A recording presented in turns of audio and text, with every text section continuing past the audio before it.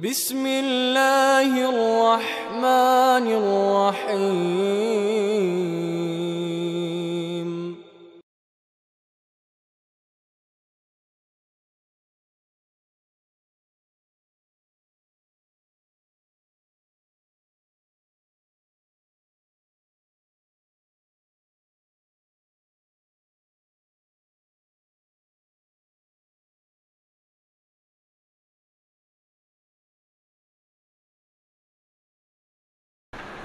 إن الحمد لله نحمده ونستعينه ونستغفره ونعوذ بالله من شرور أنفسنا ومن سيئات أعمالنا من يهده الله فلا مضل له ومن يضلله فلا هادي له وأشهد أن لا إله إلا الله وحده لا شريك له وأشهد أن محمدا عبده ورسوله أما بعد فإن خير الحديث كتاب الله وخير الهدي هدي محمد صلى الله عليه وسلم وشر الأمور محدثاتها وكل محدثة بدعة وكل بدعة ضلالة وكل ضلالة في النار فأعوذ بالله من الشيطان الرجيم بسم الله الرحمن الرحيم يا أيها الناس اتقوا ربكم الذي خلقكم من نفس واحدة وخلق منها زوجها وبث منهما رجالا كثيرا ونساء واتقوا الله الذي تساءلون به والأرحام إن الله كان عليكم رقيبا وقال سبحانه وتعالى يا أيها الذين آمنوا اتقوا الله حق تقاته ولا تموتن إلا وأنتم مسلمون وقال سبحانه وتعالى يا أيها الذين آمنوا أطيعوا الله وأطيعوا الرسول ومن يطع الله ورسوله فقد فاز فوزا عظيما أما بعد শুকরিয়া আদায় করছি সেই মহান আল্লাহ সুবহানাহু ওয়া তাআলার জন্য যিনি আমাদেরকে প্রতি জুমার ন্যায় আজকেও জুমার সালাতে আসার তৌফিক দিয়েছেন এজন্য সবাই শুকরিয়া আদায় করছি আলহামদুলিল্লাহ দুরুদ এবং সালাম পেশ করছি বিশ্বনবী মুহাম্মদুর রাসূলুল্লাহ সাল্লাল্লাহু আলাইহি ওয়াসাল্লামের প্রতি। আজকে আমার খুতবার বিষয় হচ্ছে ঈমান আনার পূর্বে চারটি দাবি পূরণ করতে হবে। যেহেতু এখানে আজকে নও মুসলিমদেরকে নিয়ে যে আলোচনা সভার আয়োজন করা হয়েছে, বিষয়টা যেমনিভাবে তাদের জন্য অত্যন্ত জরুরি, যারা নতুনভাবে ইসলাম গ্রহণ করবে তাদের জন্য যেমনিভাবে জরুরি, এবং বর্তমান মুসলিম সমাজের যেই সিচুয়েশন, যেই পরিবেশ তৈরি হয়েছে মুসলিম সমাজের জন্য বিষয়টা অত্যন্ত জরুরি। কালেমার প্রতি ঈমান আনয়ন করার পূর্বে চারটি দাবি পূরণ করে তারপরে কালেমার প্রতি ঈমান আনয়ন করতে হবে। যদি কেউ চারটি দাবি পূরণ না করে কালেমার প্রতি ঈমান আনয়ন করে তাহলে তার ঈমান আনয়ন করাটা কোনো কাজে আসবে না। সূরা আনআমের ৮২ নং আয়াতে আল্লাহ সুবহানাহু ওয়া তাআলা ঘোষণা করেছেন, আল্লাযীনা আমানু ওয়া লাম ইয়ালবিসু ঈমানাহুম বিযুলমিন উলাইকা লাহুমুল আমনু ওয়া হুম মুহতাদুন। যারা ঈমান আনয়ন করেছে এবং ইমানের সাথে তারা জুলমকে মিশ্রিত করে নাই, তারাই হচ্ছে নিরাপদ প্রাপ্ত এবং তারাই হচ্ছে হেদায়েত প্রাপ্ত। অর্থাৎ যারা কালেমার প্রতি ঈমান আনয়ন করেছে, ঈমান আনয়ন করার পরে কালেমার সাথে শিরকি আকীদাকে মিশ্রিত করে নাই, শিরককে মিশ্রিত করে নাই, কুফরি আকীদাকে মিশ্রিত করে নাই, কুফরিকে মিশ্রিত করে নাই, এই সমস্ত মানুষগুলোই হচ্ছে নিরাপদ প্রাপ্ত এবং তারাই হচ্ছে হেদায়েত প্রাপ্ত। আজকে বর্তমান মুসলিম সমাজের বেশিরভাগ মানুষ যারা কালেমার প্রতি ঈমান আনয়ন করেছে বা করছে, বেশিরভাগ মানুষ কালেমার প্রতি ঈমান আনয়ন করার পূর্বে 4টি দাবি পূরণ না করেই কালেমার প্রতি ঈমান আনয়ন করেছে, যার কারণে কালেমার প্রতি ঈমান আনয়ন করার পরেও মানুষ শিরকি আকীদাকে লালন পালন করছে, কুফরি আকীদাকে লালন পালন করছে, মানুষ অবাধে শিরকে লিপ্ত হচ্ছে, মানুষ অবাধে কুফরিতে লিপ্ত হচ্ছে, এই কারণে যে কালেমার পূর্বের যে দাবিগুলো এটা মানুষ পূরণ করে নাই। মানুষ মনে করেছে মুসলিমের ঘর থেকে জন্মগ্রহণ করলেই মুসলিম হওয়া যায়। বাপ বড় মুসলিম, দাদা মুসলিম ছিল, তারপরে মুসলিম বংশে আমি জন্মগ্রহণ করেছি, পীরের বংশে আমি জন্মগ্রহণ করেছি, মসজিদের পাশে আমার বাড়ি, আমি কি মুসলিম না হয়ে পারি নাকি? মানুষ এখন এই ধারণা করছে, এটা মুসলিম সমাজের এখন এই ধারণা। খান বংশে জন্মগ্রহণ করলে যেমনি ভাবে খান হওয়া যায়, ভুইয়া বংশে জন্মগ্রহণ করলে যেমনি ভাবে ভুইয়া হওয়া যায়, চৌধুরী বংশে জন্মগ্রহণ করলে যেমনি ভাবে চৌধুরী হওয়া যায়, তো দ্রুত নাকি মুসলিম বংশে জন্মগ্রহণ করলো মুসলিম হওয়া যায়, যেমনি ভাবে নাকি পীরের বংশে জন্মগ্রহণ করলে উত্তরাধিকারী সূত্রে পীর হওয়া যায়। এই ধারণাটা নিতান্তই ভুল। ডাক্তারের ঘরে জন্মগ্রহণ করলেই কখনো ডাক্তার হওয়া যায় না, ইঞ্জিনিয়ারের বংশে জন্মগ্রহণ করলে ইঞ্জিনিয়ার হওয়া যায় না, আলেমের ঘরে জন্মগ্রহণ করলে আলেম হওয়া যায় না, যেই পর্যন্ত না সে ওইগুলো অর্জন করবে। তদ্রুত মুসলিম বংশে জন্মগ্রহণ করলে মুসলিম হওয়া যায় না, যেই পর্যন্ত না সে তার মুসলমানিত্বটা অর্জন করবে সেই পর্যন্ত সে মুসলমান হতে পারবে না। এখন তার মুখে দাড়ি যতই লম্বা থাকুক, তার গায়ের জামা যতই লম্বা হোক না কেন, তার বাড়ি যতই মসজিদের পাশে হোক না কেন, তাতে আসা যায় না। যেই পর্যন্ত না সে মুসলমানিত্বটা অর্জন না করবে সেই পর্যন্ত সে মুসলমান হতে পারবে না। এজন্য আল্লাহ সুবহানাহু ওয়া তাআলা সূরা মুহাম্মদের 19 নং আয়াতে বলেছেন, ফালাম আন্নাহু লা ইলাহা ইল্লাল্লাহ, যে আগে জানো, আগে জ্ঞান অর্জন করো যে আল্লাহ সুবহানাহু ওয়া তাআলা ছাড়া সত্যিকার অর্থে কোনো ইলাহা নাই। এই কালেমার সম্পর্কে জ্ঞান অর্জন করে তারপরে কালেমার প্রতি ঈমান আনয়ন করতে হবে, অর্জন করতে হবে মুসলমানিত্বটা। আজকে মুসলিম সমাজ কালেমার মানে জানে না। ভিক্ষুক ভিক্ষা করে গিয়ে বলে লা ইলাহা ইল্লাল্লাহ, ভিক্ষুক ভিক্ষা করার সময় লা ইলাহা ইল্লাল্লাহ বললে মানুষ তাকে ভিক্ষা দেয়। মসজিদ মাদ্রাসার জন্য কালেকশন করে, সেখানে লা ইলাহা ইল্লাল্লাহ বললে মানুষ দান করে। যেই লোকটা লা ইলাহা ইল্লাল্লাহ বলছে সেও লা ইলাহা ইল্লাল্লাহর মানে জানে না। যারা ভিক্ষা দিচ্ছে, দান করছে, তারাও লা ইলাহা ইল্লাল্লাহর মানে জানে না। যদি ভিক্ষুক গিয়ে বলতে, এই বেটা লা ইলাহা ইল্লাল্লাহ, এক আল্লাহর গোলামি মেনে নে, এক আল্লাহর দাসত্ব মেনে নে, সমস্ত বাতিল মাবুদ, সমস্ত বাতিল ইলাহকে বর্জন কর, এই কথা যদি ভিক্ষুক বলতো, ভিক্ষা দেওয়া তো দূরের কথা, উল্টা ভিক্ষুকের ব্যাপারে আরো অ্যাকশন নেওয়া হতো, মামলা হামলা কত কিছু হতো। ভিক্ষুক যদি বলতো যে এক আল্লাহর গোলামি জীবনের প্রত্যেকটা ক্ষেত্রে মেনে নে, সমস্ত বাতিল মাবুদ গুলোকে বর্জন কর, এটা যদি বাংলায় বলতো, ভিক্ষা দেওয়া তো দূরের কথা। অথচ এটা যখন ভিক্ষুক বলে লা ইলাহা ইল্লাল্লাহ, সবাই তাকে ভিক্ষা দেয়। তার মানে যে বলছে সেও লা ইলাহা ইল্লাল্লাহর মানে জানে না, যারা দিচ্ছে তারাও জানে। এজন্য বহু বছর আগে একজনের রায় হয়েছে ফাঁসির। ফাঁসির মঞ্চে যাওয়ার পূর্বে এক হুজুর ওনার কাছে এসে হাজির, বলল যে কিছুক্ষণ পরে আপনার ফাঁসি হবে, তা আমি এসেছি আপনাকে কালিমা পড়ানোর জন্য।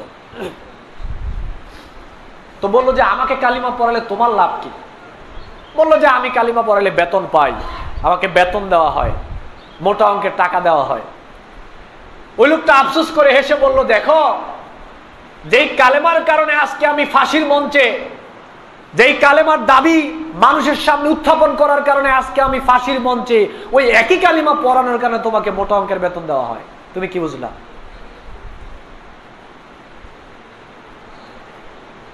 আজকে আমরা কালেমার দাবি, সঠিক জ্ঞান, সঠিক যে কালিমার মূল মর্মার্থ, এটা মানুষের সামনে উপস্থাপন করার জন্য আমরাও বিপদগ্রস্ত, আমরাও ক্ষতিগ্রস্ত, আমরাও ভয়ে আতঙ্কিত। আমাদের উপর এই জেল, জুলুম, জরিমানা, নির্যাতন অসংখ্য আমাদের উপরে আপনার অত্যাচার হচ্ছে, হবে, কিয়ামত পর্যন্ত এটা থাকবে। যারাই কালেমার সঠিক মর্মার্থ মানুষের সামনে তুলে ধরবে, আরেক দল এই কালেমার দোহাই দিয়েই বড় বড় খানকায় বসে লক্ষ লক্ষ টাকা, বাড়ি, গাড়ি, অনেক শান শৌকত, আরামে জীবন যাপন করছে। এক শ্রেণী কালেমা দিয়েই আরাম করছে, আরেক শ্রেণী কালেমার কারণেই বিপদের সম্মুখীন হচ্ছে। তাহলে আপনি কি বুঝলেন? এই কালেমার মূল ভাবার্থ, কালেমা মানে কি, কালেমা আপনাকে কি বোঝাতে আসছে, এটা অধিকাংশ মানুষ কালেমার মূল ভাবার্থ জানে না। যদি জানতো, আল্লাহ বলছে ফা'লামান্নাহু লা ইলাহা ইল্লাল্লাহ, লা ইলাহা ইল্লাল্লাহ সম্পর্কে আগে জ্ঞান অর্জন করো। কেন?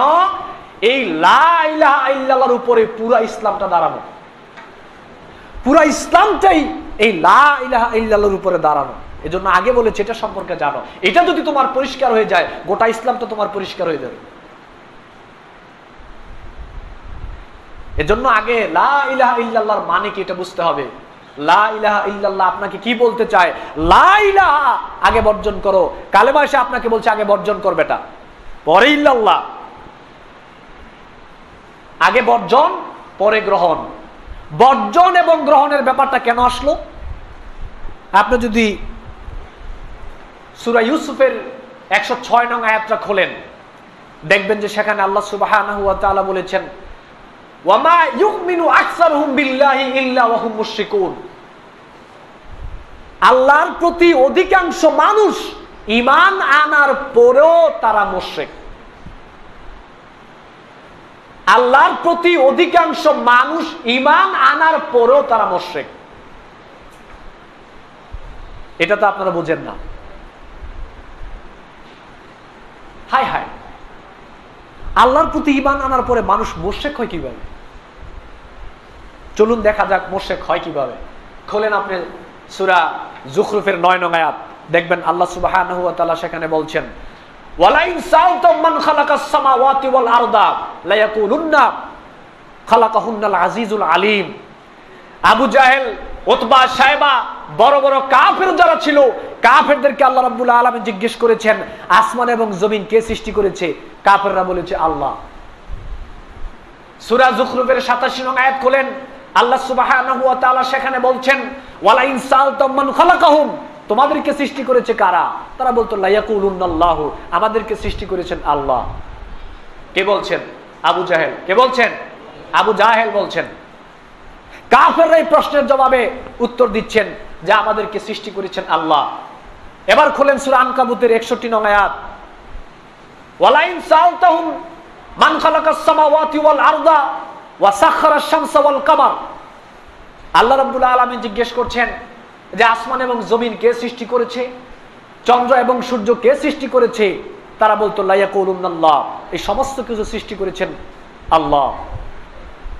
আবার খোলেন সূরা আনকাবুতের 63 নং আয়াত, আল্লাহ সুবহানাহু ওয়া তাআলা সেখানে বলছেন, ওয়ালা ইন সাআলতাহুম মান নাযালা মিনাস সামাই মাআন ফাহইয়া বিল আরদা মিন বাদি মাউতিহা। তাদেরকে যখন জিজ্ঞেস করা হতো আসমান থেকে বৃষ্টি বর্ষণের মাধ্যমে মৃত জমিকে জীবিত করে সেখান থেকে ফসল উৎপাদিত করেন কে? তারা বলতো লা ইয়াকুলুন্নাল্লাহ, এটা করতেন আল্লাহ।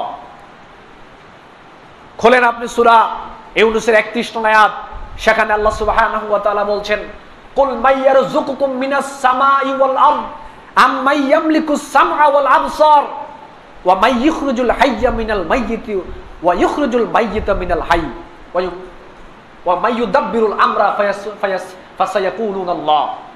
আল্লাহ সুবহানাহু ওয়া তাআলা সূরা ইউনূসের 31 নং আয়াতের মাধ্যমে জিজ্ঞেস করছেন যে হে রাসূল, আপনি তাদেরকে জিজ্ঞেস করেন আসমান এবং জমিন থেকে কে তাদেরকে রিজিকের ব্যবস্থা করে, তাদের কর্ণশক্তির মালিককে, তাদের দৃষ্টিশক্তির মালিককে, কে মৃত থেকে জীবিত করেন, আবার কে জীবিত থেকে মৃত করেন, সমস্ত কিছু কে কন্ট্রোল করেন, পরিকল্পনা করেন, তাদেরকে জিজ্ঞেস করেন। দেখবেন কাফেররা জবাব দিবে ফাসায়াকুলুনাল্লাহ, এই সমস্ত কিছু করেন আল্লাহ। এত কিছু কাফেররা আল্লাহকে মানত, এত কিছুর বেলায় তারা আল্লাহর প্রতি বিশ্বাসী ছিল, তারপরেও তারা কাফের মুশরিক কেন? কাফের মুশরিক হওয়ার কারণ হচ্ছে লা ইলাহা আগে বর্জন করার যে ব্যাপারগুলো ছিল ওইগুলো তারা বর্জন করে নাই। ইল্লাল্লাহ, এক আল্লাহর গোলামীকে, দাসত্বকে তারা মেনে নেয় নাই, অস্বীকার করেছে। এই জন্য আবু জাহেল হয়েছে কাফের। আজকের জমিনে আমরা যারা রয়েছি, আমি এখানে দাঁড়িয়ে বক্তব্য দিচ্ছি, আমি নিজেও যদি আবু জাহেলের মতো কালেমার যেই বর্জনীয় বিষয়গুলো ওইগুলো যদি আমি বর্জন না করে কালেমার প্রতি ঈমান আনয়ন করে আল্লাহ বিশ্বাসী হয়ে যদি আমি এক আল্লাহর গোলামী জীবনের প্রত্যেকটা ক্ষেত্রে মেনে নিতে অস্বীকৃতি জানাই, তাহলে আমার মধ্যে এবং আবু জাহেলের মধ্যে কোনো পার্থক্যই নাই। কেন? আবু জাহেল আল্লাহর সৃষ্টি, আমি আল্লাহর সৃষ্টি। আবু জাহেল আদমের সন্তান, আমি আদমের সন্তান। আবু জাহেলের জন্য জান্নাত, আমার জন্য জান্নাত। আবু জাহেলের জন্য জাহান্নাম, আমার জন্য জাহান্নাম। সবার জন্য আল্লাহর বিচারটা সমান। আপনাকে জান্নাত অর্জন করতে হবে, এটা অর্জন করার ব্যাপার। মুসলমানিত্বটা অর্জন করার ব্যাপার, আপনাকে অর্জন করতে হবে। উত্তরাধিকারী সূত্রে এটা পাওয়া যায় না যে পীরের বংশে জন্মগ্রহণ করলেন, উত্তরাধিকারী সূত্রে পীর হয়ে গেলেন, উত্তরাধিকারী সূত্রে ভুইয়া হয়ে গেলেন, চৌধুরী হয়ে গেলেন। যে না, এটা অর্জন করতে হবে, এটা অর্জন করার ব্যাপার। ওয়ামা ইউমিনু আকসারুম বিল্লাহি ইল্লা ওয়া হুম মুশরিকুন। আল্লাহ রাব্বুল আলামিন বলেছেন যে অধিকাংশ মানুষ আল্লাহর প্রতি ঈমান আনার পরেও তারা মুশরিক। কেন মুশরিক? এবার সামনে আগান। কালেমার প্রতি ঈমান আনয়ন করার জন্য প্রথম দাবি, প্রথম শর্ত হচ্ছে সমস্ত আরবাবদেরকে বর্জন করা। আরবাব মানে হচ্ছে বহু রব, রব শব্দের বহু বচন হচ্ছে আরবাব, মানে বহু রবদেরকে আগে বর্জন করতে হবে। মুশরিকরা তাদের ধর্মগুরু, ধর্মযাজক, ধর্মপণ্ডিত, পীর, পুরোহিত, আলেম, ওলামা, দরবেশদেরকে তারা রবের মতো করে বানিয়ে নিয়েছিল। ওই ধর্মযাজক, ধর্মপণ্ডিত, পীর, দরবেশ তাদেরকে যা বলতো মুশরিকরা অন্ধভাবে তাই মেনে নিত, অন্ধ অনুসরণ মুশরিকরা করত। আর রব বলা হয় তাকে যাকে অন্ধ অনুসরণ করা হয়। যাদেরকে অন্ধভাবে অনুসরণ করা হয় তারা হচ্ছে রব। এই বহু রবকে আগে বর্জন করতে হবে। সূরা তাওবার 31 নং আয়াতে আল্লাহ সুবহানাহু ওয়া তাআলা বলেছেন, ইত্তাখাযু আহবারাহুম ওয়া রুহবানাহুম আরবাবাম মিন দুনিল্লাহ। আল্লাহ সুবহানাহু ওয়া তাআলা বলছেন যে তারা মুশরিকরা আল্লাহ সুবহানাহু ওয়া তাআলাকে বাদ দিয়ে তাদের পীর, পুরোহিত, ধর্মযাজক, আলেম, ওলামাদেরকে তারা রব হিসেবে গ্রহণ করেছে। নাউযুবিল্লাহি মিন যালিক। রুহবান বলা হয় যে বৈধকে অবৈধ করে এবং অবৈধকে বৈধ করে। যে বৈধকে অবৈধ করে এবং অবৈধকে যে বৈধ করে তাকে বলা হয় রুহবান।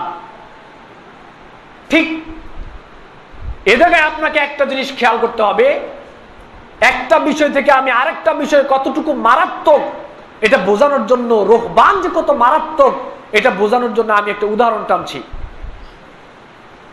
এই পর্যন্ত যারাই বাংলাদেশকে পরিচালনা করেছে, জাতীয় পার্টি বলেন, আওয়ামী লীগ বলেন, বিএনপি বলেন, যারাই বাংলাদেশের নেতৃত্ব দিয়েছে, প্রত্যেকটার সময়ই বাংলাদেশে মদের লাইসেন্স দেওয়া ছিল, মদের ব্যবসা বাংলাদেশে বৈধ ছিল।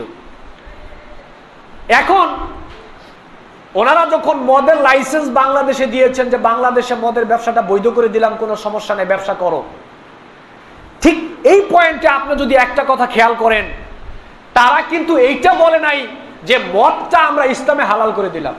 এ কথাটা কেউ কখনো বলেছে? এটা বলে নাই।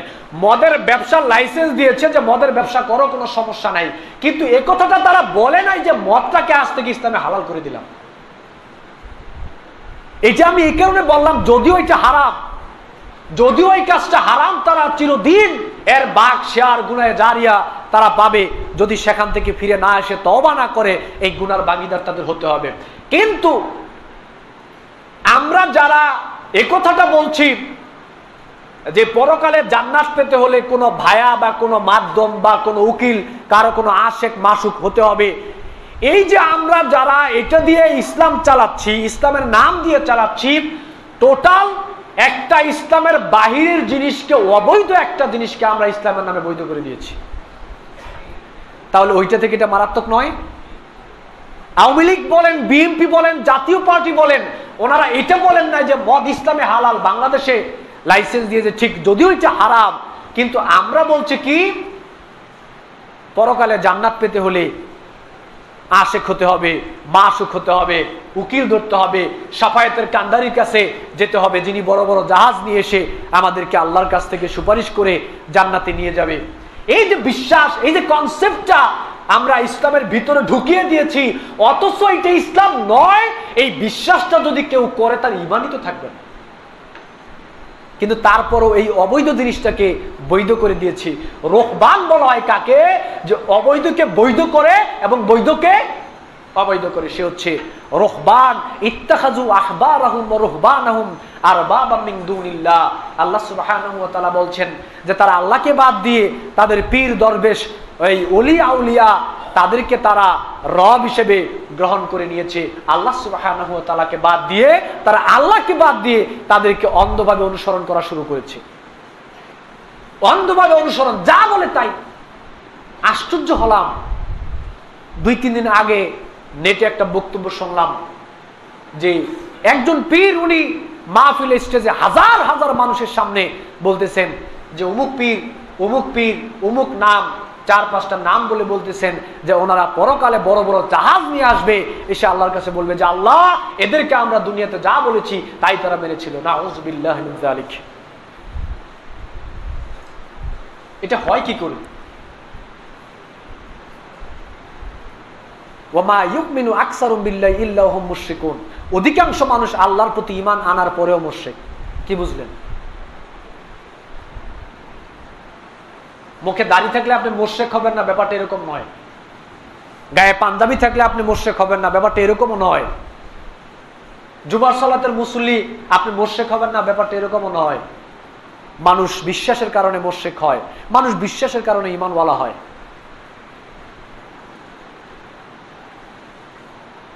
অন্ধ অনুসরণ করা যাবে না কাউকেই। সূরা আরাফের 3 নং আয়াতে আল্লাহ সুবহানাহু ওয়া তাআলা বলেছেন, ইত্তাবিউ মা উনজিলা ইলাইকুম মির রাব্বিকুম ওয়া লা তাত্তাবিউ মিন দুনি আউলিয়া কলিলাম মা তাযাক্কারুন। আল্লাহ রাব্বুল আলামিন বলছেন যে তোমরা অনুসরণ করো ওই বিধানের যা আল্লাহ সুবহানাহু ওয়া তাআলার পক্ষ থেকে নাজিল করা হয়েছে। আল্লাহর পক্ষ থেকে কি নাজিল হয়েছে? কোরআন এবং সহিহ হাদিস, আল্লাহ সুবহানাহু ওয়া তাআলার পক্ষ থেকে নাজিল করা বিধান। ওয়ালা তাত্তাবিউ মিন দুনিহি আউলিয়া। আল্লাহ বলছেন যে আল্লাহর নাজিলকৃত বিধান বাদ দিয়ে তোমরা ওই আউলিয়া, যাদেরকে অভিভাবক রূপে গ্রহণ করেছো, কর্তৃপক্ষ রূপে গ্রহণ করেছো, উকিল হিসেবে গ্রহণ করেছো, তাদেরকে অনুসরণ করো না। কলিলাম মা তাযাক্কারুন। আসলে খুব কম সংখ্যক মানুষই উপদেশ গ্রহণ করে। একদিকে আল্লাহ বলছেন অধিকাংশ মানুষ ঈমান আনার পরেও মুশরিক, আবার এখানে আল্লাহ বলছেন যে কম সংখ্যক মানুষই মূলত উপদেশ গ্রহণ করে।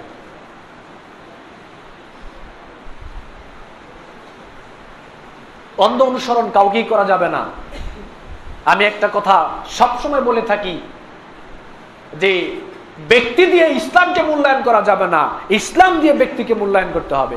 ইসলাম দিয়ে ব্যক্তিকে মূল্যায়ন করতে হবে, ব্যক্তি দিয়ে ইসলামকে মূল্যায়ন করা যাবে না। ব্যক্তি দিয়ে মূল্যায়ন করার মতো ব্যক্তি একজন আছে, সেটা হলো বিশ্বনবী মুহাম্মদুর রাসূলুল্লাহ সাল্লাল্লাহু আলাইহি ওয়াসাল্লাম। ওই সময়ের মুশরিকদের বক্তব্য ছিল যে সূরা জুমারের 3 নং আয়াতে আল্লাহ সুবহানাহু ওয়া তাআলা বলেছেন যে ওয়াল্লাযীনা ইত্তাখাযু মিন দুনিহি আউলিয়া। তারা আল্লাহকে বাদ দিয়ে তাদের অভিভাবক রূপে ওলি আউলিয়া তাদের কর্তৃপক্ষ হিসেবে তারা তাদেরকে গ্রহণ করেছে আল্লাহকে বাদ দিয়ে।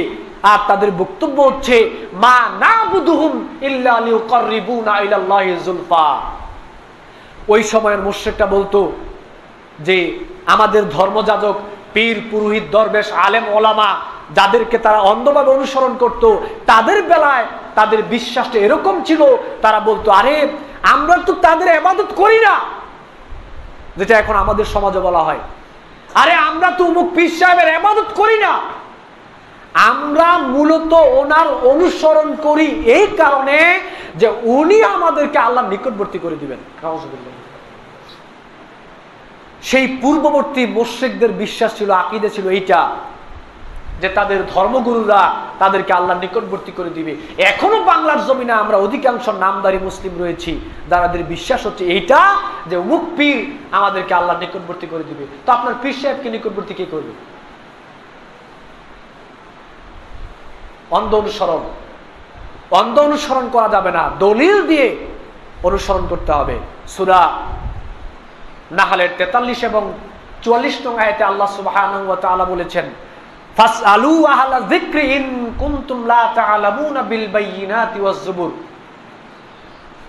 যারা জানো না, যারা অধিক জানে অজানা বিষয়ে তাদেরকে জিজ্ঞেস করো, যাদের কাছে জিকির রয়েছে, কোরআন রয়েছে, হাদিস রয়েছে, তাদেরকে জিজ্ঞেস করো এবং তারা তোমাদেরকে জবাব দেওয়ার সময় এমন ভাবে জবাব দিবে, দলিল সহকারে, প্রমাণ সহকারে, ব্যাখ্যা সহকারে তোমাদেরকে যারা জবাব দিবে তাদের কাছে তোমরা জিজ্ঞেস করো অজানা বিষয়ে। তাহলে এই আয়াত প্রমাণ করে দলিলবিহীন, প্রমাণবিহীন কাউকে যদি অন্ধভাবে অনুসরণ করা হয় তাহলে তাকে রবের আসনে বসিয়ে দেওয়া হয়।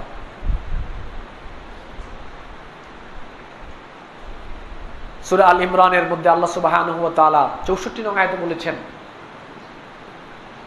যে কুল ইয়া আহলাল কিতাব তাআলু ইলা কালিমাতিন সাওয়াইন বাইনানা ওয়া বাইনাকুম আল্লা না'বুদু ইল্লাল্লাহ ওয়া লা নুশরিকা বিহি শাইআ ওয়া লা ইয়াত্তাখিযা বা'দুনা বা'দান আরবাবাম মিন দুনিল্লাহ। আল্লাহ বলছেন হে রাসূল আপনি বলেন যে আহলে কিতাবগণ এসো সেই কথায় যা তোমাদের এবং আমাদের মধ্যে মিল রয়েছে, সেটা হচ্ছে আমরা আল্লাহ ছাড়া কারো ইবাদত করি না, আল্লাহর সাথে কাউকে শরীক করি না এবং আমরা আল্লাহ ছাড়া কাউকে রব হিসেবে গ্রহণ করি না। সমস্ত বাতিল যত রব রয়েছে এগুলোকে বর্জন করতে হবে। কালেমার প্রতি ঈমান আনয়ন করার পূর্বে সমস্ত বাতিল রবদেরকে বর্জন করতে হবে। অন্ধভাবে কাউকে অনুসরণ করা যাবে না, দলিলবিহীন কাউকে অনুসরণ করা যাবে না। যদি দলিলবিহীন অন্ধভাবে কাউকে অনুসরণ করেন আপনি তাকে রবের আসনে বসিয়ে দিলেন। সহিহ মুসলিম শরীফে আসছে রাসূল সাল্লাল্লাহু আলাইহি সাল্লাম বলছেন লা তাআতা লি মাখলুকিন ফি মাসিয়াতিল খালিক। স্রষ্টার অবাধ্য হয়ে স্রষ্টার দেয়া সীমারেখা অতিক্রম করে কোন সৃষ্টির আনুগত্য করা যাবে না, হারাম। স্রষ্টার দেয়া সীমারেখা অতিক্রম করে স্রষ্টার অবাধ্য হয়ে কোন সৃষ্টির আনুগত্য করা যাবে না, এটা হারাম, নিষিদ্ধ।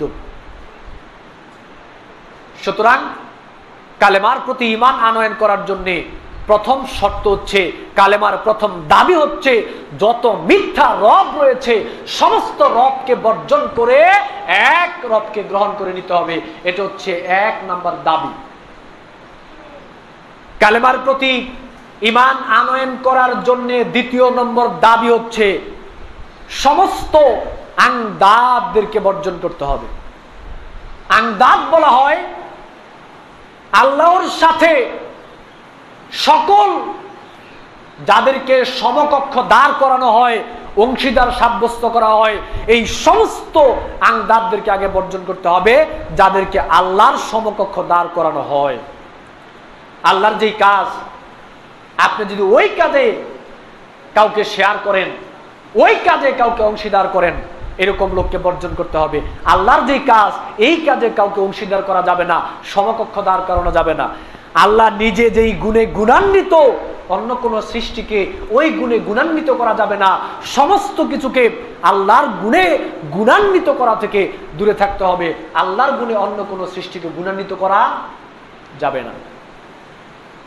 সূরা ইখলাসের মধ্যে আল্লাহ সুবহানাহু ওয়া তাআলা বলেছেন লাম ইয়ালিদ ওয়া লাম ইউলাদ ওয়া লাম ইয়াকুল লাহু কুফুয়ান আহাদ। আল্লাহ কারো থেকে জন্ম নেননি, আল্লাহ কাউকে জন্ম দেননি, এবং আল্লাহর সমকক্ষ কেউ নাই। আল্লাহর সমকক্ষ কেউ নাই। সহিহ বুখারীতে এসেছে মুআজ রাদিয়াল্লাহু তাআলা আনহুকে রাসূল সাল্লাল্লাহু আলাইহি ওয়াসাল্লাম জিজ্ঞেস করলেন, ইয়া মুআজ আতাদরি মা হাক্কুল্লাহি আলাল ইবাদ, হে মুআজ তুমি কি জানো বান্দার প্রতি আল্লাহর কি হক রয়েছে? মুআজ রাদিয়াল্লাহু তাআলা আনহু বললেন, আল্লাহু ওয়া রাসূলু আ'লামু, আল্লাহ এবং তার রাসূলই ভালো জানেন। রাসূল সাল্লাল্লাহু আলাইহি ওয়াসাল্লাম বললেন, হাক্কুল্লাহি আলাল ইবাদ আইয়াবুদুহু ওয়া লা ইউশরিকু বিহি শাইআ, বান্দার প্রতি আল্লাহর হক হচ্ছে বান্দা একনিষ্ঠভাবে আল্লাহ সুবহানাহু ওয়া তাআলার ইবাদত করবে, আল্লাহর সাথে কাউকে অংশীদার স্থাপন করবে না, কোন সমকক্ষ আল্লাহর সাথে সে করবে না।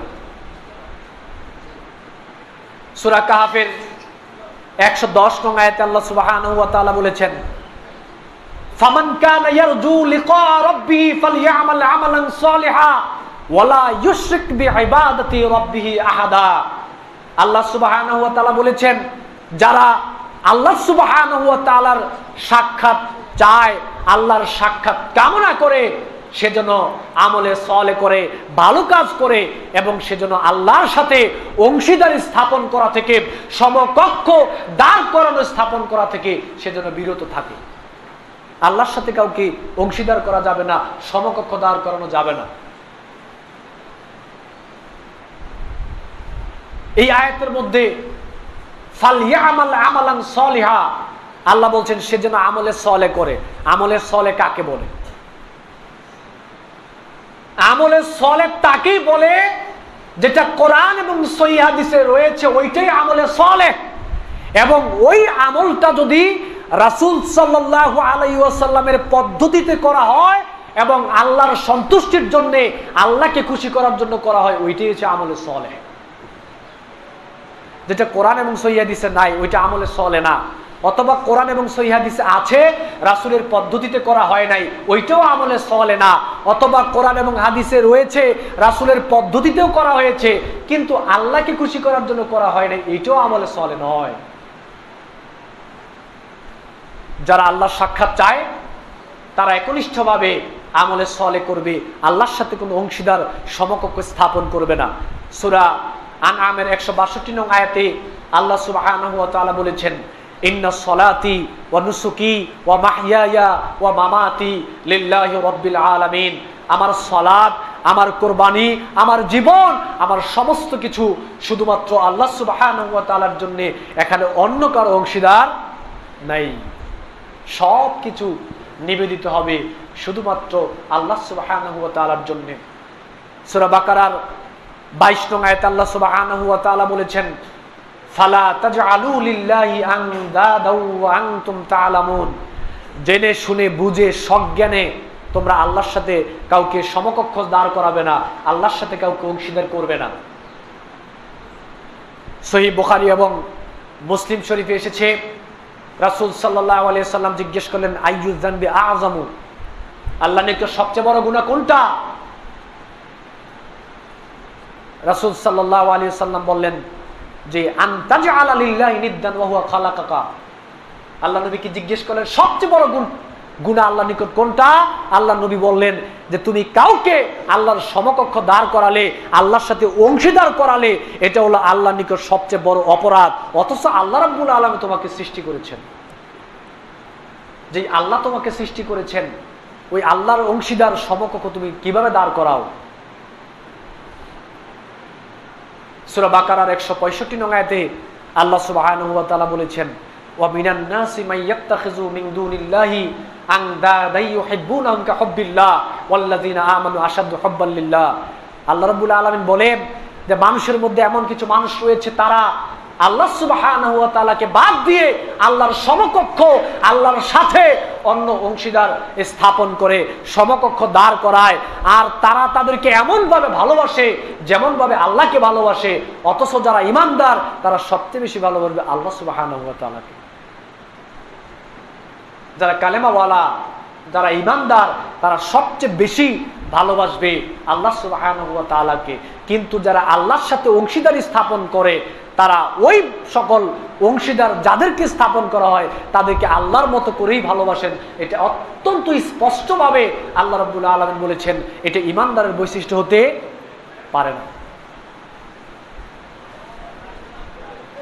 সূরা ইব্রাহিমের 30 নং আয়াতে আল্লাহ সুবহানাহু ওয়া তাআলা বলেছেন, ওয়াজআলু লিল্লাহি আনদাদান লিইউদিল্লু আন সাবিলিহি কুল তামাত্তাউ ফাইন্না মাসিরাকুম ইলান নার।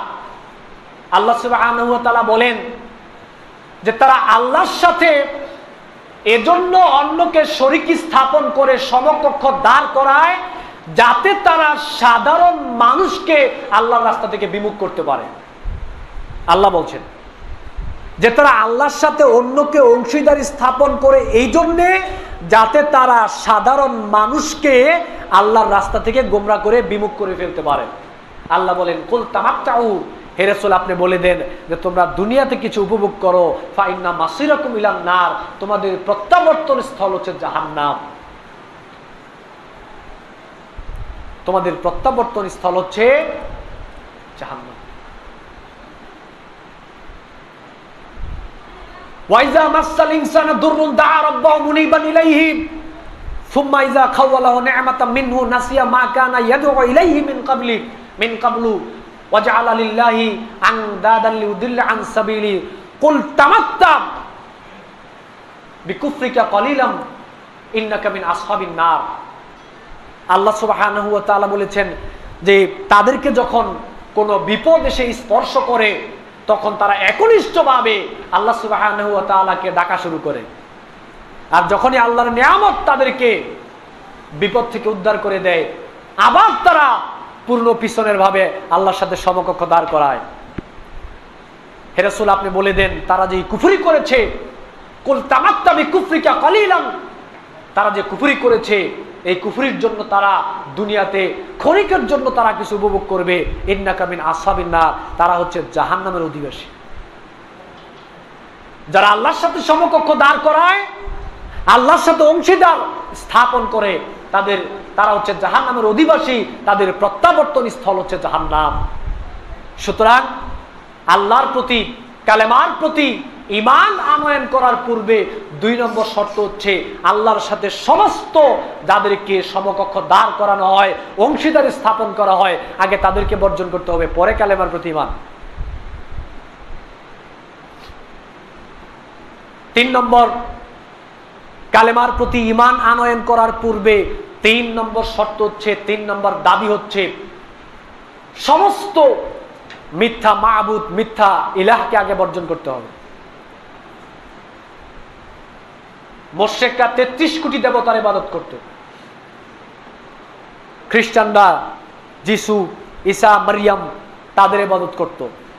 কিন্তু মুসলিমরা এক ইলাহের ইবাদত করতে হবে। কালেমার প্রতি ঈমান আনয়ন করার পূর্বে 3 নম্বর দাবি হচ্ছে অধিক ইলাহকে বর্জন করতে হবে, অধিক মাবুদকে বর্জন করে এক ইলাহের আপনাকে গোলামি করতে হবে, দাসত্ব করতে হবে। সূরা বাকারার 163 নং আয়াতে আল্লাহ সুবহানাহু ওয়া তাআলা বলেছেন, ওয়া ইলাহুকুম ইলাহু ওয়াহিদ লা ইলাহা ইল্লা হুয়ার রাহমানুর রহিম। মুসলমানদের ইলাহ হচ্ছে এক, তোমাদের ইলাহ হচ্ছে এক, কালেমাওয়ালাদের ইলাহ হচ্ছে এক, সেই রহমানুর রহিম ইলাহা ব্যতীত তোমাদের কোনো ইলাহা নেই। আজকে বাংলাদেশের মুসলিম সমাজ কালেমার প্রতি ঈমান আনয়ন করার পরেও, মুখে দাড়ি থাকার পরেও, গায়ে পায়জামা পাঞ্জাবি থাকার পরেও অধিক ইলাহের ইবাদত বাংলাদেশে চলছে। অধিক ইলাহের ইবাদত। ওয়াইজ ক্বালা ইব্রাহিমু লিআবিহি আযারা আতাত্তাখিযু আসনামান আলিহাতান ইন্নী আরাকা ওয়া কওমাকা ফি দালালিম মুবিন। ইব্রাহিম আলাইহিস সালাতু ওয়াস সালাম তার পিতাকে বলেছিল যে তোমরা আল্লাহ সুবহানাহু ওয়া তাআলাকে বাদ দিয়ে তোমরা মূর্তিদেরকে, তোমাদের দেবতাদেরকে তোমরা ইলাহ হিসেবে গ্রহণ করেছো, আর তোমরা আল্লাহকে বাদ দিয়ে দেবতাদের ইবাদত করো, তাদের পূজা করো। ইব্রাহিম আলাইহিস সালাম ওনার পিতাকে বলেছিলেন, আমি স্পষ্ট দেখতে পাচ্ছি তুমি এবং তোমার কওম সবাই গোমরাহিতে নিমজ্জিত। যারা এক আল্লাহর গোলামি না করে অধিক ইলাহের গোলামি অধিক ইলাহের উপাসনা, অধিক ইলাহের পূজা যারা করে তারা গোমরাতে নিমজ্জিত রয়েছে, গোমরাহিতে তারা নিপতিত রয়েছে। মুসলিম সমাজ কখনো এক ইলাহ ব্যতীত অধিক ইলাহের ইবাদত করতে পারে না। সূরা মারইয়ামের ৮১-৮২ নং আয়াতে আল্লাহ সুবহানাহু ওয়া তাআলা বলেছেন, ওয়াত্তাখাযু মিন দুনিল্লাহি আলিহাতান, তারা আল্লাহকে বাদ দিয়ে অন্যকে ইলাহ হিসেবে গ্রহণ করেছে, লিয়াকুনু লাহুম ইজ্জা, যাতে করে তারা তাদের জন্য পরকালে সাহায্যকারী হতে পারে। আল্লাহকে বাদ দিয়ে আপনি যাদেরকে ইলাহ রূপে গ্রহণ করেছেন, দৃষ্টিভঙ্গি কি? যে পরকালে তারা আপনাদের জন্য সাহায্যকারী হবে, উপকারে আসবে। আল্লাহ বলছেন কাল্লা, কখনো নয়, সায়াকফুরুনা বিইবাদাতিহিম, তারা যাদেরকে তোমরা সমকক্ষ দাঁড় করিয়েছো তারাই পরকালে এটা অস্বীকার করবে। ওয়ায়াকুনুনা আলাইহিম দিদ্দা, আর পরকালে তারা তোমাদের কোনো উপকারে আসবে না, তোমাদের জন্য সাহায্যকারী হবে না। তোমাদের জন্য উপকারে আসতে পারে একক ইলাহা, লা ইলাহা ইল্লাল্লাহ, একক ইলাহা তোমাদের উপকারে আসবে, অন্য কেউ আসতে পারবে না। একক ইলাহা গ্রহণ করতে হবে, সমস্ত বাতিল মাবুদ ইলাহাকে বর্জন করতে হবে। আরেকটা বড় ইলাহা রয়েছে যেটা কম বেশি আমাদের সবার মধ্যে রয়েছে। সূরা ফুরকানের ৪৩ নং আয়াতে আল্লাহ সুবহানাহু ওয়া তাআলা বলেছেন, আর আইতা মানিত্তাখাযা ইলাহু হাওয়াহু, আল্লাহ বলেন আপনি কি তাদেরকে দেখেন না যারা তাদের প্রবৃত্তিকে ইলাহ বানিয়ে নিয়েছে? প্রবৃত্তি যা বলে সে তাই করে, কোনটা ইসলাম কোনটা ইসলাম নয় এটার দাঁড় দাঁড়ে না, কোনটা জায়েজ কোনটা না জায়েজ এটার দাঁড় দাঁড়ে না। প্রবৃত্তি যা বলে সে তাই করে, মানে প্রবৃত্তিকেই সে ইলাহ বানিয়ে নিয়েছে, মাবুদ বানিয়ে নিয়েছে। আমরা যারা প্রবৃত্তির গোলাম, আমরা যারা প্রবৃত্তির দাস, আমাদের থেকে এর থেকে মুক্ত থাকতে হবে। প্রবৃত্তি যা বলে তাই করা যাবে না, প্রবৃত্তির অনুসরণ করা যাবে না। প্রবৃত্তিকে কন্ট্রোল করে এক ইলাহের আল্লাহ সুবহানাহু ওয়া তাআলার গোলামি করতে হবে, আল্লাহর দাসত্ব করতে হবে। যেহেতু আল্লাহর নবী বলেছেন, মান ক্বালা লা ইলাহা ইল্লাল্লাহ দাখালাল জান্নাহ, যে ব্যক্তি একনিষ্ঠভাবে সাক্ষ্য দিবে, এই ঘোষণা দিবে যে আল্লাহ সুবহানাহু ওয়া তাআলা ছাড়া আর কোনো সত্য ইলাহ নাই, সত্য মাবুদ নাই, আল্লাহর নবী বলেছেন দাখালাল জান্নাহ, সে জান্নাতে যাবে। সহিহ মুসলিম শরীফের কিতাবুল ঈমানে এসেছে, আল্লাহ নবী বলছেন, মান মাতা ওয়া হুয়া ইয়ালামু আন্নাহু লা ইলাহা ইল্লাল্লাহ দাখালাল জান্নাহ, যে ব্যক্তি এই অবস্থায় মৃত্যুবরণ করলো যে সে কালেমা সম্পর্কে সঠিক জ্ঞান অর্জন করেছে, রাসূল সাল্লাল্লাহু আলাইহি সাল্লাম বলছেন দাখালাল জান্নাহ, লোকটা জান্নাতে যাবে। তিরমিজি শরীফে আসছে, হাদিসটি সহিহ। রাসূল সাল্লাল্লাহু আলাইহি সাল্লাম বলেছেন, আসআদুন নাসি বিশাফাআতি ইয়াউমাল কিয়ামা মান ক্বালা লা ইলাহা ইল্লাল্লাহ সিদকান মিন কলবিহি আও নাফসিহি, যে ব্যক্তি তার মন থেকে, অন্তর থেকে, নফস থেকে কালেমা লা ইলাহা ইল্লাল্লাহর ঘোষণা দিবে, পরকালে সে নবীর শাফায়াতের মাধ্যমে সে সৌভাগ্য অর্জন করবে। যে ব্যক্তি তার মন থেকে কালেমা লা ইলাহা ইল্লাল্লাহ এই ঘোষণা যারা দিবে, আল্লাহকে একক ইলাহ হিসাবে যারা গ্রহণ করবে, বাতিল সমস্ত ইলাহদেরকে বর্জন করবে, তারা কোথায় যাবে? জান্নাতে যাবে। এজন্য কালেমার প্রতি ঈমান আনয়ন করার পূর্বে, কথাগুলো যদি আপনাদের বুঝতে একটু কষ্ট হচ্ছে, কিন্তু কথাটা অত্যন্ত জরুরি। এই কারণে এই যে সালাত আদায় করছেন, সিয়াম পালন করছেন, এগুলো কোনো কাজে আসবে না। আগেরটা ঠিক করতে হবে, আগেরটা ঠিক করতে হবে। কালেমার প্রতি ঈমান আনয়ন করার জন্য ৩ নম্বর শর্ত হচ্ছে সমস্ত মিথ্যা মাবুদ, সমস্ত মিথ্যা ইলাহদেরকে আগে বর্জন করতে হবে। কালেমার প্রতি ঈমান আনয়ন করার জন্য ৪ নম্বর শর্ত হচ্ছে সমস্ত তাগুতি শক্তিকে বর্জন করতে হবে, করতেই হবে। কালেমার প্রতি ঈমান আনয়ন করার পূর্বে সালাত কবুল হওয়ার জন্য, সিয়াম কবুল হওয়ার জন্য, জান্নাত পাওয়ার জন্য ৪ নম্বর শর্ত হচ্ছে সমস্ত তাগুতি শক্তিকে আগে বর্জন করতে হবে। তাগুত বলা হয় যার আনুগত্য করতে গেলে ইসলামের সীমারেখাটা অতিক্রম করা হয়, যার আনুগত্য করতে গেলে কোরআন এবং হাদিসের সীমারেখা অতিক্রম করা হয়, যার আনুগত্য করতে গেলে আল্লাহ এবং তার রাসূলের আনুগত্যের সীমারেখা অতিক্রম করা হয়, সে হচ্ছে তাগুত, তাকে বর্জন করতে হবে। এটা যদি আপনার বাপ হয় তাও বর্জন করতে হবে। বাপের আনুগত্য করতে গেলে যদি নবীর আনুগত্য কেটে যায়, বাপ তাগুত বর্জন করতে হবে। বাপের আনুগত্য করতে গেলে যদি আল্লাহর আনুগত্য করতে হয়, বাপ তাগুত, বাপকে বর্জন করতে হবে, বাপের আনুগত্য বর্জন করতে হবে। তাই বলে আবার বাপের দেখাশোনা বর্জন করা যাবে না। বাপের সাথে আপনি দেখাশোনা, আপনার যা দায়িত্ব রয়েছে এটা আপনি পালন করবেন, কিন্তু বাপের আনুগত্য করা যাবে না, কোনো ব্যক্তির আনুগত্য করা যাবে না। যদি ব্যক্তির আনুগত্য করতে গেলে আল্লাহর আনুগত্য কেটে যায়, নবীর আনুগত্য কেটে যায়, ইসলামের সীমারেখা অতিক্রম করা হয়, তাহলে এমন কোনো ব্যক্তির আনুগত্য করা যাবে না, ওই ব্যক্তিকে বর্জন করতে হবে। এটা হচ্ছে কালেমার প্রতি ঈমান আনয়ন করার জন্য 4 নম্বর শর্ত।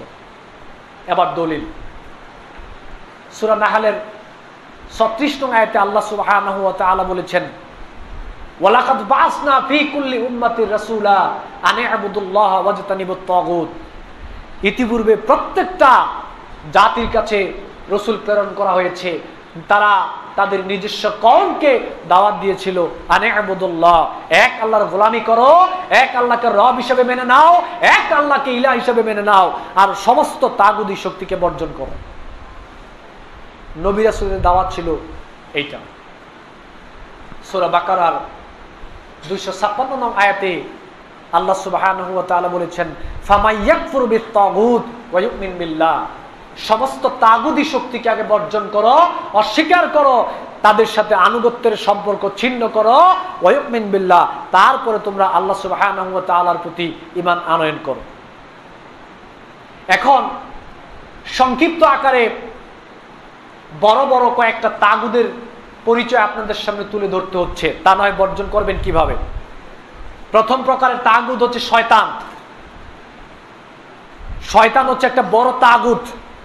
শয়তানের ইবাদত করা থেকে বিরত থাকতে হবে, শয়তানের আনুগত্য করা থেকে বিরত থাকতে হবে। সূরা ইয়াসিনের 60 এবং 61 নং আয়াতে আল্লাহ সুবহানাহু ওয়া তাআলা বলছেন, আলাম আহাদ ইলাইকুম ইয়া বানি আদম আল্লাহ তা'বুদুশ শাইতান ইন্নাহু লাকুম আদুউম মুবিন। আল্লাহ তাআলা বলেন, হে আদম সন্তান, আমি কি তোমাদের কাছ থেকে এই ওয়াদা নেই নাই যে তোমরা শয়তানের ইবাদত করবে না? আমি কি তোমাদের থেকে এই ওয়াদা নেই নাই যে তোমরা শয়তানের ইবাদত করবে না? তার মানে বোঝা যায় মানুষ শয়তানের ইবাদত করে। ইন্নাহু লাকুম আদুউম মুবিন, আল্লাহ বলছেন নিশ্চয়ই শয়তান হচ্ছে তোমাদের প্রকাশ্য শত্রু। সংক্ষিপ্ত আকারে শুধু বললাম, 1 নাম্বার তাগুত হচ্ছে শয়তান, শয়তানের ইবাদত করা যাবে না। 2 নম্বর তাগুত হচ্ছে যে আল্লাহর বিধানের উপরে মানব রচিত বিধান প্রতিষ্ঠা করতে চায়। আল্লাহর বিধান বাদ দিয়ে মানব রচিত বিধান যে প্রতিষ্ঠা করতে চায়, যে তাগুত, তার সাথে আনুগত্যের সম্পর্ক ছিন্ন করতে হবে। সূরা নিসার 65 নং আয়াতে আল্লাহ সুবহানাহু ওয়া তাআলা বলেছেন, ফালা ওয়া রাব্বিকা লা ইউমিনুনা হাত্তা ইউহাক্কিমুকা ফীমা শাজারা বাইনাহুম, ততক্ষণ পর্যন্ত ঈমানদার হতে পারবে না যে পর্যন্ত না রাসূলের বিচার ফয়সালাকে মেনে না নিবে, রাসূলের আনিত বিধান, আনিত দ্বীনকে, আনিত জীবন ফয়সালাকে যারা মেনে না নিবে, তারা ততক্ষণ পর্যন্ত ঈমানদার হতে পারবে না। 3 নম্বর তাগুত হচ্ছে যারা আল্লাহর বিধান বাদ দিয়ে বিচার ফয়সালা করে। যারা আল্লাহর বিধান দিয়ে বিচার ফয়সালা করে না, সে তাগুত, তাকে বর্জন করতে হবে। সূরা মায়েদার 44, 45, 46 নং আয়াতে আল্লাহ সুবহানাহু ওয়া তাআলা বলেছেন, ওয়ামান লাম ইয়াহকুম বিমা আনজালাল্লাহু ফাউলাইকা হুমুল কাফিরুন ওয়ামান লাম ইয়াহকুম বিমা আনজালাল্লাহু ফাউলাইকা হুমুজ জালিমুন ওয়ামান লাম ইয়াহকুম বিমা আনজালাল্লাহু ফাউলাইকা হুমুল ফাসিকুন। যারা আল্লাহর বিধান দিয়ে বিচার ফয়সালা করে না, একবার আল্লাহ বলছেন তারা হচ্ছে কাফের, দ্বিতীয়বার আল্লাহ বলছেন তারা হচ্ছে জালেম, দ্বিতীয়বার আল্লাহ বলছেন তারা হচ্ছে ফাসিক। কার কথা? কার কথা? আল্লাহর কথা। আমি বলি নাই, আল্লাহ বলছেন। এখন আপনি যদি খেপেন, আল্লাহর বিরুদ্ধে খেপেন, রাগ করলে আল্লাহর সাথে করেন, যদি কিছু করতে মন চায় তাহলে আল্লাহকে করেন। আমি বলি নাই, আল্লাহর কথা বলছি। 5 নম্বর সূরা মায়েদার 44, 45, 46 নং আয়াত, যারা আল্লাহর বিধান দিয়ে বিচার ফয়সালা করে না, একবার আল্লাহ বলছেন তারা কাফের, আবার বলছেন জালেম, আবার বলছেন ফাসিক। তাহলে কালেমার প্রতি ইমানের লাভ হলো কি? ঈমান আনার পরেও যদি আপনাকে আল্লাহ কাফের বলে, ঈমান আনার পরেও যদি আল্লাহ আপনাকে জালেম বলে, ঈমান আনার পরেও যদি আল্লাহ আপনাকে ফাসিক বলে, তাহলে আমি আপনাকে ঈমানদার বলে লাভ হবে নাকি? সারা বাংলাদেশের যত আলেম রয়েছে, সমস্ত আলেম যদি আপনার বাসায় গিয়ে দাওয়াত খেয়ে যদি আপনাকে সার্টিফিকেট দিয়ে আসি যে আপনি হচ্ছেন পাক্কা ঈমানদার, আর আল্লাহ যদি আপনাকে বলে যে কাফের, জালেম, ফাসিক, তাহলে আমাদেরটা কাজে আসবে? আল্লাহর খাতায় ঈমানদার লেখার যোগ্যতা অর্জন করেন, আল্লাহর কাছে ঈমানদার হিসেবে গ্রহণযোগ্যতা পাওয়ার যোগ্যতা অর্জন করেন, তাহলে দুনিয়াতেও শান্তি পাবেন, পরকালেও মুক্তি পাবেন। 4 নম্বর তাগুত হচ্ছে যে ব্যক্তি দাবি করে যে আমি গায়েব জানি। যে লোকে একথা বলবে যে গতকালকে রাত্রে বা সামনে তুমি রাত্রে আসার পরে কি দিয়ে খেয়েছো এটা আমি বলতে পারি, বা তোমার ভাগ্যে কি রয়েছে এটা আমি বলে দিতে পারি, আগামীকাল কি হবে এটা আমি বলে দিতে পারি। যে লোক বলবে যে আমি গায়েব জানি, সে তাগুত, তাকে বর্জন করতে হবে। সূরা নামলের 65 নং আয়াতে আল্লাহ সুবহানাহু ওয়া তাআলা বলেছেন, কুল লা ইয়ালামু মান ফিস সামাওয়াতি ওয়াল আরদিল গায়ব ইল্লাল্লাহ। আল্লাহ সুবহানাহু ওয়া তাআলা বলেন, হে রাসূল আপনি বলেন আসমান এবং জমিনের গায়েবের খবর আল্লাহ ছাড়া কেউ জানে না। আসমান এবং জমিনে যত গায়েব রয়েছে আল্লাহ ছাড়া কেউ জানে না, কেউ বলতে পারবে না। সূরা আনআমের 59 নং আয়াতে আল্লাহ সুবহানাহু ওয়া তাআলা বলেছেন, ওয়া ইনদাহু মাফাতিহুল গায়বি লা ইয়ালামুহা ইল্লা হুয়া। অদৃশ্যের চাবি একমাত্র আল্লাহ সুবহানাহু ওয়া তাআলার কাছে, অদৃশ্যের চাবি আল্লাহ ছাড়া কারো কাছে নাই, অদৃশ্যের খবর আল্লাহ ছাড়া কেউ বলতে পারে না। যেই দাবি করবে যে আমি গায়েবের খবর জানি, তাকে বর্জন করতে হবে, সে তাগুত, তার সাথে সম্পর্ক রাখা যাবে না। সর্বশেষ যে তাগুত সেটা হচ্ছে যার ইবাদত করা হয় আর সে তাতে সন্তুষ্ট থাকে। মনে করেন কেউ আপনার ইবাদত করে আল্লাহকে বাদ দিয়ে, আর আপনি এতে খুশি, রাজি, আর আপনি এটা চান যে আপনার ইবাদত মানুষ করুক এবং আপনি নিজেও আপনার ইবাদতের দিকে মানুষকে ডাকেন, আপনি হচ্ছেন তাগুত। আপনি আল্লাহর এন্টি, আল্লাহর শত্রু, আপনাকে বর্জন করতে হবে। সূরা আম্বিয়ার 29 নং আয়াতে আল্লাহ বলছেন, ওয়া মাইয়াকুল মিনহুম ইন্নী ইলাহুম মিন দুনিহি। তাদের মধ্যে কেউ বলে যে ইন্নী ইলাহুম মিন দুনিহি, আল্লাহ ছাড়া আমি ইলাহ, নাউযুবিল্লাহি মিন যালিক। আল্লাহকে বাদ দিয়ে যে নিজেকে ইলাহ বলে দাবি করে মানুষের ইবাদত সে পাওয়ার চেষ্টা করে, ফাযালিকা নাজজিহি জাহান্নামা ওয়া কাযালিকা নাজজি যালিমিন। আল্লাহ রাব্বুল আলামিন বলছেন তাহলে তার থাকার জায়গা হচ্ছে জাহান্নাম, তার প্রতিদান হচ্ছে জাহান্নাম, জাযা হচ্ছে জাহান্নাম, এবং জালিমদেরকে আল্লাহ রাব্বুল আলামিন এরকম প্রতিদানই দিয়ে থাকেন। সাধারণ যারা মুসল্লি তাদেরকে কথাগুলো লোড নিতে একটু কষ্টই হবে, কারণ আমরা তো বাপ দাদার ধর্ম মেনে এসেছি, বাপ দাদা যা বলে তাই, বাপ দাদা যেটা করেছে সেটাই করেছি, বাপ দাদা যা বলেছে তাই মেনেছি। এখন কোরআন হাদিস দিয়ে কথা বললে আর আপনার ভালো লাগে না, এটা নাকি নতুন ধর্ম। নতুন ধর্ম আবার হয় কিভাবে? সাধারণ মুসল্লিদের জ্ঞান কতটুকু দেখেন। যেই বুখারী মুসলিম থেকে বা তিরমিজি বলেন, যাই বলেন না কেন, হাদিসের গ্রন্থ থেকে ধরেন বুখারী শরীফ থেকে একটা আমল করছেন, এই বুখারী শরীফ থেকে যদি আমি আরেকটা আমলের কথা বলি তখন আপনি বলেন এটা নাকি নতুন আমল, মানে নতুন নিয়ে এসেছি, অথচ একই বুখারী থেকে কথাটা বললাম। নতুন আবার আনে কিভাবে? মাটির তলায় যে গ্যাস, এখন যে মাটির তলা থেকে গ্যাস উৎপাদিত হচ্ছে, আপনি বিজ্ঞানীদেরকে জিজ্ঞেস করেন তো, এই গ্যাস মাটির তলায় কি শত শত বছর পূর্বে, হাজার হাজার বছর পূর্বে গ্যাস এখানে ছিল নাকি আমরা নতুন করে এখানে নিয়ে এসেছি? জিজ্ঞেস করেন। বিজ্ঞানীরা বলবে হাজার হাজার বছর পূর্বে গ্যাস এখানেই ছিল, কিন্তু আমরা পাই নাই। বিজ্ঞান ততটা উন্নত ছিল না, এখন বিজ্ঞান উন্নত হয়েছে, আমরা এখান থেকে গ্যাস উৎপাদন করেছি। তাই বলে কি আপনি বলবেন নাকি যে নতুন গ্যাস আরেক জায়গা থেকে নিয়ে এসেছি? গ্যাস এখানেই ছিল, পাই নাই। এখন বিজ্ঞানের যুগ, জ্ঞান অর্জন করা অনেক সহজ, জ্ঞান অর্জন করা অনেক সহজ। বিজ্ঞানে সে সঠিক জিনিস আপনাকে জানার জন্য সহজ করে দিয়েছে। এখন কোরআন হাদিস দিয়ে কথা বললে এটা বলার সুযোগ নাই যে এটা নতুন নিয়ে আসা হয়েছে, এটা বলা যাবে না। এজন্য হয়তো বা কথাগুলো বুঝতে মুরব্বীদের বিশেষ করে একটু কষ্ট হচ্ছে। ঈমান আনার পূর্বে একটা জিনিস মনে রাখবেন, লেবাসের মাধ্যমে মানুষ ঈমানদার হতে পারে না। যদি তার ভিতরটা নষ্ট থাকে তাহলে তার লেবাস যতই সুন্দর থাকুক সে ঈমানদার হবে না। যদি তার ভিতরটা ঠিক থাকে, লেবাসে কিছু ঘাটতি থাকলেও সে আল্লাহর কাছে ঈমানদার, ত্রুটির কারণে সে শাস্তি পেতে পারে। কিন্তু লেবাস অনেক সুন্দর, ভিতরে একেবারে সব তালমাতাল, শিরকি আকীদা, মুশরিকদের আকীদা, কুফরি আকীদা, আপনার পেটটা ভরপুর, কিন্তু বাহিরে একেবারে ওরে বাবা। যদি এরকম হয়, ওমা ইউমিনু আকসারুম বিল্লাহি ইল্লা ওয়া হুম মুশরিকুন, এই দলিলটা মনে রাখবেন, সূরা আরাফের 3 নং আয়াত, যে অধিকাংশ মানুষ আল্লাহ সুবহানাহু ওয়া তাআলার প্রতি ঈমান আনয়ন করার পরে অধিকাংশ মানুষ মুশরিক কেন, এটা খুঁজে বের করতে হবে আজকে সবাইকে। সময়ের অনিবার্য দাবি, আল্লাহ এটা বললেন কেন, যে অধিকাংশ মানুষ আল্লাহর প্রতি ঈমান আনয়ন করার পরেও মুশরিক, কেন তারা মুশরিক, এটা খুঁজে বের করতে হবে। সবার কাছে আমি দাবিটা রাখলাম, কালেমার প্রতি ঈমান আনয়ন করার পূর্বে 4টা শর্ত পূরণ করে, দাবি পূরণ করে তারপরে আপনাকে কালেমার প্রতি ঈমান আনয়ন করতে হবে। কেন? জমিতে যদি ফসল চাষ করতে হয় তাহলে আগে জমির যে আগাছা রয়েছে ওই জমির আগাছা পরিষ্কার পরিচ্ছন্ন করে তারপরেই নাকি জমিনে ফসল চাষ করতে হয়, ঠিক কিনা?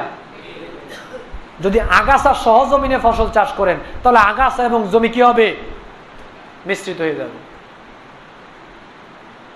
আবার এরকমও করা যাবে না, 4টা শর্তের কথা বললাম, যদি 2টা শর্ত মানলেন আর 2টা যদি না মানেন তাহলেও কিন্তু চলবে না। যদি এরকম হয় জমিনে আগাছা অনেক, কিছু আগাছা আপনি ফেলে দিলেন আর কিছু আগাছা জমিনে রেখেই ফসল চাষ করলেন, তাহলে কিন্তু ওই কিছু আগাছা থেকেই আরো অনেক আগাছা জন্ম নিবে। যদি আপনার বিশ্বাসের মধ্যে 2টা মানলেন 2টা না মানলেন তাহলে ওই 2টা থেকেই কিন্তু আবার অনেকগুলো জন্ম নিবে। এজন্য একেবারে টোটাল অন্তরটাকে পরিষ্কার পরিচ্ছন্ন সাফ করে অন্তরের মধ্যে জায়গা দিতে হবে। ইল্লাল্লাহ, লা ইলাহা ইল্লাল্লাহ, লা ইলাহা এসে আপনাকে বলছে আগে এগুলো বর্জন কর, পরে হলো ইল্লাল্লাহ, এক আল্লাহর গোলামীকে অন্তরে স্থান দে। এই হচ্ছে কালেমা লা ইলাহা ইল্লাল্লাহর যেই বর্জনীয় বিষয়গুলো উপস্থাপন করলাম। এখন হলো পালনীয় বিষয়গুলো, এটা বলতে তো আবার দীর্ঘ সময়ের ব্যাপার। শুধু এতটুকু বলবো, ইল্লাল্লাহ, জীবনের প্রত্যেকটা ক্ষেত্রে এক আল্লাহর গোলামীকে মেনে নিতে হবে, এক আল্লাহর দাসত্বকে মেনে নিতে হবে, তাহলেই আমরা পরকালে মুক্তি পেতে পারি। আল্লাহ সুবহানাহু ওয়া তাআলা আমাদের সবাইকে কালেমার বাবার্থটা বুঝে, কালেমাকে জেনে শুনে বুঝে কালেমার প্রতি যেইভাবে ঈমান আনয়ন করলে পরকালে উপকার হওয়া যাবে, পরকালে জান্নাত পাওয়া যাবে, এই রকম ভাবে কালেমার প্রতি ঈমান আনয়ন করার তৌফিক আল্লাহ সুবহানাহু ওয়া তাআলা আমাদের সবাইকে দান করুন। আমিন।